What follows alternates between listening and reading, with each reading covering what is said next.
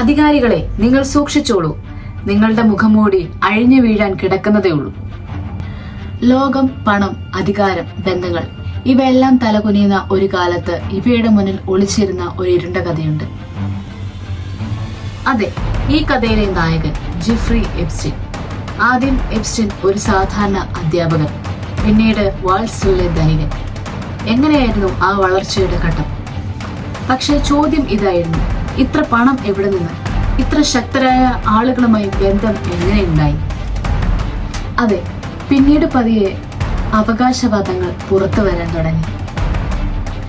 ചെറുപ്പക്കാരായ പെൺകുട്ടികളെ വഞ്ചിച്ച് ഭീഷണിപ്പെടുത്തി തന്റെ വീടുകളിലേക്ക് കൊണ്ടുപോയി അനധികൃത പ്രവർത്തനങ്ങൾക്ക് ഇരയാക്കിയെന്ന ഗൗരവമായ ആരോപണങ്ങൾ. ഇത് ഒരു സ്ഥലത്ത് മാത്രമല്ല നടക്കുന്നത്.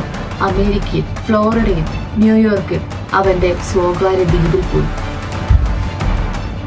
2008 എപ്സ്റ്റർ ആദ്യമായി ശിക്ഷിക്കപ്പെട്ടു. എന്നാൽ പലർക്കും അത് നീതിയായി തോന്നിയില്ല. കാരണം അവൻ ലഘുവായ ശിക്ഷ മാത്രമാണ് അനുഭവിച്ചത്. ശക്തരായ ബന്ധങ്ങൾ അവനെ രക്ഷിച്ചുവെന്ന ആരോപണങ്ങൾ അവിടെയും ഉയർന്നു. കാലം കഴിഞ്ഞു, പലരും മിണ്ടാതെയിരുന്നു. ഭയത്താൽ പലരും മൗനം പാലിച്ചു. സത്യം എപ്പോഴും മണ്ണിനടിയിൽ കിടക്കില്ല.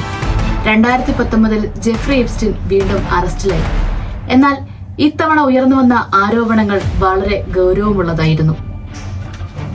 ലോകം മുഴുവൻ ശ്രദ്ധയോടെ നോക്കി. എന്നാൽ ഒരു ദിവസം രാവിലെ ജെഫ്രി എപ്സ്റ്റീൻ ജയിൽ സെല്ലിൽ മരിച്ച നിലയിൽ കണ്ടെത്തപ്പെടുന്നു. അനധികൃതർ പറഞ്ഞു ആത്മഹത്യ. എന്നാൽ ലോകം മുഴുവൻ ചോദിച്ചു, ഇത് ശരിക്കും ആത്മഹത്യയോ? അവൻ ജീവിച്ചിരുന്നതെങ്കിൽ ആരൊക്കെ പുറത്തു വരുമായിരുന്നു? അവന്റെ മരണത്തോടെ പല ചോദ്യങ്ങൾക്കും ഉത്തരമില്ലാതെ ശേഷിച്ചു. എന്നാൽ ഒരു കാര്യം ഉറപ്പാണ്, എത്ര കള്ളവും മറ നീക്കി സത്യം പുറത്തു കൊണ്ടുവരും. ഇത് ഒരു വ്യക്തിയുടെ മാത്രം കഥയല്ല. അധികാരം തെറ്റായി ഉപയോഗിച്ചാൽ എത്ര പേർക്ക് ജീവിതം നഷ്ടമാകുമെന്ന ഒരു മുന്നറിയിപ്പ് മാത്രം.